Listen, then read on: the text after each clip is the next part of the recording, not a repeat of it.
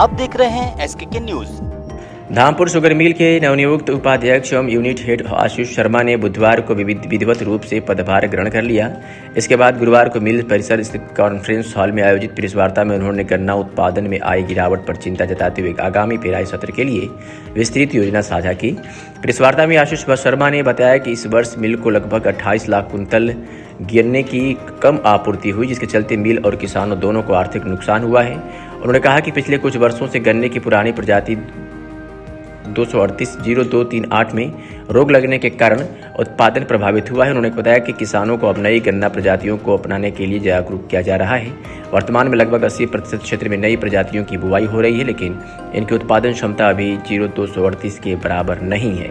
आगामी सत्र के लिए किसानों को 0118, 15023, 13235, 14201, 18231, 16202 तथा जल प्लावित क्षेत्रों में 9804 जैसी उन्नत प्रजातियों की बुआई के लिए प्रेरित किया जा रहा है। साथ ही पीढ़ी प्रबंधन और आधुनिक मशीनों के उपयोग पर भी जोर दिया जा रहा है।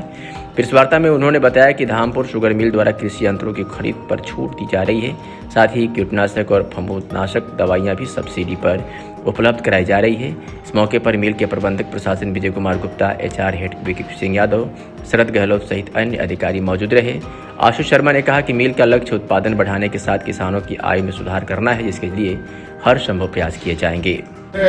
मैं आपको बताऊं, हमारा लक्ष्य यही है कि किसान अभी, जैसे मैं अभी 2 गांव में मीटिंग करके आ रहा हूं, जस्ट शेरकोट पे, एक हाथाबाद बिहारीपुर में और एक घोंगराटा करके गांव है। तो वहां पर पेड़ी प्रबंधन पर बिल्कुल भी ध्यान नहीं है। समझ रहे हैं आप? सिंगल फोगले खड़े हैं और उसी पे किसान अपना हल चला रहा है। 2 खेत में मैं रुका हूं। तो अब हम पेड़ी प्रबंधन पर जोर देंगे, जिससे किसान प्रॉपर वे में काम नहीं करता पेड़ी में। ये अगर आप लोग भी सब किसानों जानते ही होंगे, उसे तो फ्री का मानता है, प्लस मार्जिन मानता है।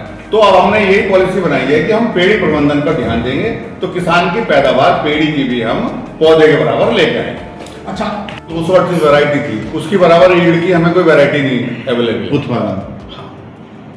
जो गन्ने में जैसे मान लो सपोज 80 कुंटल बीघा निकलता था 38 का, अभी कोई भी वैरायटी इसके बराबर तक नहीं पहुंच पा रही। 38 तो किसान का फैमिली था, किसान का नहीं का भी नहीं। जब आप नई गन्ने का जो रोग आया है, लगभग 80 से 85% वैरायटी चेंज हो चुकी है। जो COE 238 था, वो वैरायटी लगभग 80 से 85% चेंज हो चुकी है। तो अब तो गन्ना बढ़ेगा ही बढ़ेगा, क्योंकि रोग खत्म हो चुका है। जैसे मैंने देखा है